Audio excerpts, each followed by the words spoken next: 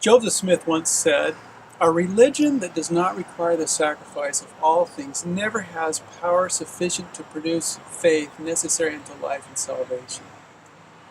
Joseph likely learned this as a young boy, where the Smith family would experience this truth firsthand on the Connecticut River Valley. I'm sitting right here on the banks of the Connecticut River. To my left over here is Dartmouth College. To my right is Norwich, where the Smith family spent 5 long years. They came here in 1811, and they had all the world's goods they needed. By this time, they had a good home, they had a business, they had money, and within the next 5 years, they lost everything. But because of this trial, they gained a sure knowledge of God, that they were being led by Him. And this is their story. This is the story of the Connecticut Valley Covenant. And it actually happened 8 years ago. Lucy had contracted tuberculosis. This was down in Tunbridge. And the doctors had given her up for dead, and she had survived a tumultuous night where she seemed to be within both sides of the veil. And the doctors even told her husband Joseph that he needed to say his goodbyes to her. She said then that she covenanted with God that if He would, quote, "let me live, I would endeavor to get that religion that would serve Him right." She then heard the voice of the Lord that assured her that she would live. And her mother came in and said, "Lucy, you're getting better." And Lucy said, "Yes, I made a covenant with God that if I would serve Him and take care of you and my family, that He would let me live." So later in 1811, the Smith moved here to Lebanon, New Hampshire, in the Connecticut River Valley, and they felt very prosperous. At this point, they started working towards their retirement so they could improve their situation. But the Lord had other plans. In the next 5 years, they suffered a business failure, a life-threatening epidemic that lasted a year, and finally successive crop failures due to a catastrophic weather condition. The most difficult trial, obviously, was the typhus epidemic that spread down the Connecticut River and saw 1 out of 5 people die in the first 5 months alone. That was 6,400 people that died in the first 5 months. And it hit each of the Smith children, and Sophronia was believed to have died, and then she was brought back to life by the prayers and faith of the Smith family and sheer determination of Mother Smith. When the doctors had worked on Sophronia for so long, they just said, it's over, she's going to die. And then when she did stop breathing, her own family said, "Lucy, Sophronia is dead, you need to give her up." And she knew the covenant that she had made with God. So she went over into the corner with Joseph, and they pled with the Lord to give them the life of their daughter. And miraculously, Sophronia started breathing again. So she was really brought back to life by the prayers and faith of the family, but really it was the sheer determination of Mother Smith that saved the life of Sophie. And perhaps the hardest hit was young Joseph. He was 7 years old, and the doctors had worked to break his fever, only to have an infection develop in his chest right here between his breast and his shoulder.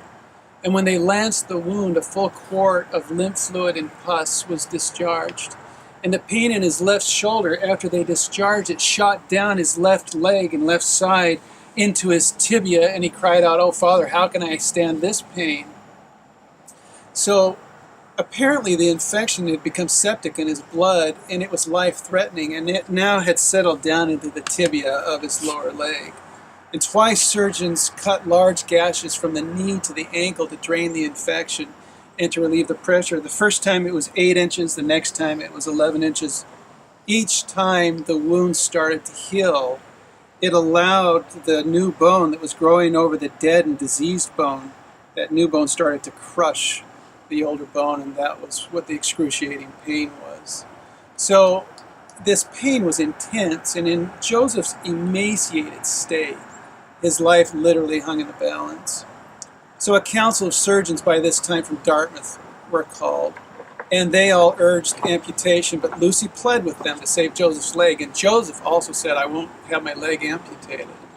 Now, this could have never happened to save his leg had it not been for a series of remarkable or really even miraculous circumstances that converged to save Joseph's leg and most possibly his life.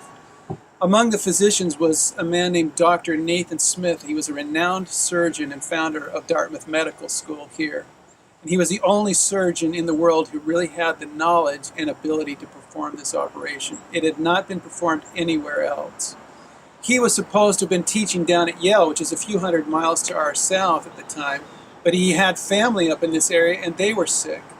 But really, what was most remarkable about these circumstances was that the experimental surgery, as Dr. Smith called it, was so advanced that it would not be recognized as standard medical practice until over 100 years later, after World War I. This surgery was awfully excruciating, and young Joseph endured it without any anesthetic. Dr. Smith believed that if you had anesthetic, that you would not recover nearly as well. And he had much better success with people who did not take anesthetic, and so Joseph would not take any alcohol. So we all know the story. His father held him in his arms while they sent Joseph's mother out into the field to wait. As she was gone, Dr. Smith started to drill 3 large holes into Joseph's shin. And after he drilled those holes, he chiseled 9 large pieces of bone out of Joseph's leg. Joseph screamed uncontrollably, and his mother came in twice and was sent back out. She records that the horror that she saw with blood on the bed and on the floor was too much for her to be able to handle. But Joseph was finally able to endure the operation. For 3 months, the doctor had told them they had to squeeze the muscle and the tissue area around that sore to work the blood in there and to help the wound heal. While that happened, another 14 sharp, bony pieces worked their way through the tissue and up to the surface of Joseph's leg, which also must have been excruciating. So, even though it took months for Joseph to heal, it really was through the prayers and faith of the Smith family that lives of both Joseph and Sophronia were saved. Mother Smith referred to this time as, quote, the year of affliction, disease, pain, and trouble. By now, their finances are depleted. They were forced to move the family again to Norwich, Vermont, where they rented a house and started farming. Once again, circumstances tried their faith. The most catastrophic natural disaster in history, Mount Tambora, which was 12,000 miles away in Indonesia, erupted, and it spewed 25 miles of sulfur gases and debris into the stratosphere. It ejected a land mass the size of 3 miles long by 1 mile wide and half a mile deep into outer space. This debris that was just ejected into the atmosphere completely blocked the sunlight in the northern hemisphere for nearly a full year, and it destroyed any hope of raising crops, not only in 1816, but in the following, or 1815, but 1816 as well. So finally, in 1816, after successive crop failures, the Smith family was forced again to move, this time to Palmyra, New York. And they had lost everything, all of their worldly goods. But what they gained in return was really priceless. Now they had the sure knowledge that God had heard their prayers and had delivered them. They had been purified in the fire of affliction, and they knew that wherever they would go, He would be leading them. And that's what a covenant really is. It is the price we pay to come to know our God. When we know with surety that He loves us, we are willing to do anything that He requires, because suddenly the cares of this world are swallowed up in the hope and knowledge of a better one with Him. And that's what the Smith family gained in the Connecticut River Valley. A covenant so great that it would sustain them through the greater trials that they would shortly have to face.